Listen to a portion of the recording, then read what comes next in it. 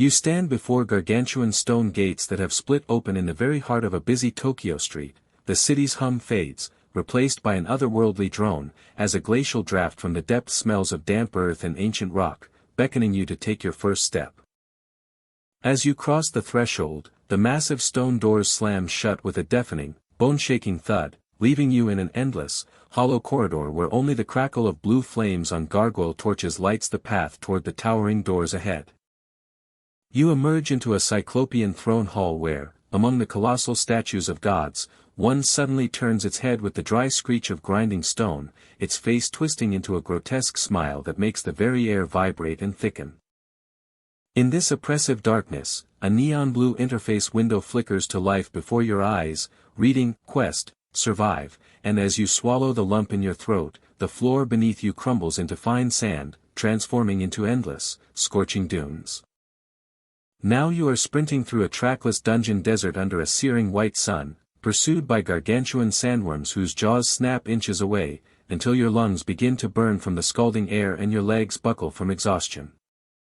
You fall to your knees, gasping for breath, when your fingers suddenly strike the cold hilt of a rusted sword buried in the sand. You grip the weathered steel just as the shadow of your first enemy falls over you from above. You swing the heavy blade at a ferocious goblin lunging from behind a jagged rock, and with a desperate, precise strike, you pierce its leather armor, forcing the system to recognize your will to live for the first time. In that instant, the world is flooded by the blinding golden light of a level up, and as the heat of the magic seals your wounds, the unbearable desert sun is abruptly replaced by a biting, bone-chilling Arctic wind. You stand before the entrance of a frost-laden cavern, breath escaping your lips in thick clouds beneath vaults of ancient ice, where deep within the frozen gloom, an iron-bound chest flickers with a mysterious glint. Approaching it, you find a sleek black dagger that vibrates in your hands, sparking with purple bolts of electricity whose rhythmic crackling awakens the master of these frozen domains from his slumber. A gargantuan frost bear looms over you, its eyes burning with a haunting blue fire. You tighten your grip on the dagger, realizing your human reflexes are far too slow for such a foe. In the heat of the struggle, you activate the haste skill, and the world freezes into a gray haze while you transform into a blurred blue lightning bolt, streaking through a hail of ice shards at impossible speeds.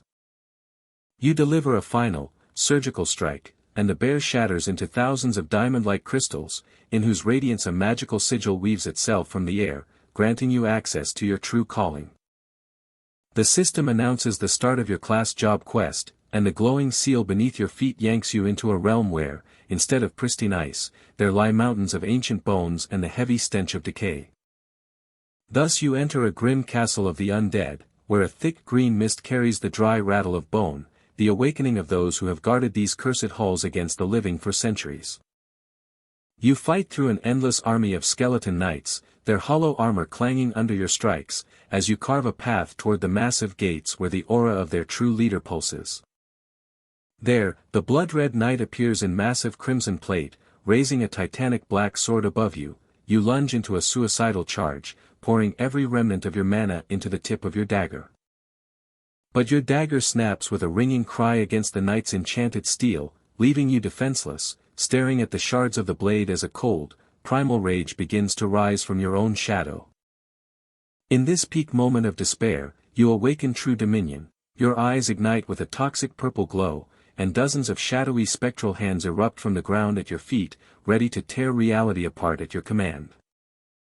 You utter your first, quiet, arise, and the fallen Crimson Knight is enveloped in black flames, bowing his head to you and becoming the first loyal blade in your new, ghostly army. Now you confidently lead your legion of shadows through a dead forest, where even the gnarled titan trees part before your power, until you reach the summit of a mountain piled high with the armor of fallen kings. You stand atop this mountain, your tattered cloak snapping proudly in the wind, as the level 50 status in your interface becomes your ticket back to the world you once left as a weak man. You return to the neon-drenched streets of Tokyo, but now pedestrians part in silent terror, sensing your heavy aura, until the sky above the skyscraper splits open into the dazzling golden heavens of an S-rank gate. You enter this ruined celestial city, where among floating marble debris and abandoned temples, winged sentinels wait, beings who consider themselves the supreme power of this world. A fierce pack of red dragons descends upon you, and with a short whistle, you summon the shadow beast Kaisel, soaring upward to cut a path to the very heart of the heavens through a vortex of black flame and sparks. There, on a black mirrored floor reflecting the stars, the monarch of the dead waits in a crown of pulsing darkness. You take one last deep breath, feeling your human essence finally slip away.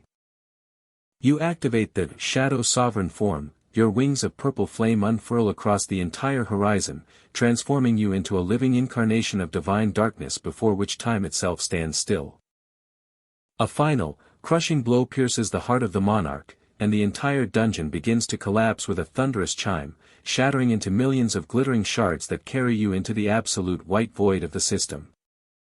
In this ringing silence, a single, laconic message glows before you: you have become the new Shadow Monarch, confirming that from this moment on, no force can stop your will. You open your eyes in your own room, feeling the softness of the sheets and the silence of the night city, and you sit up in bed, realizing, everything that came before was merely a prologue to your new life.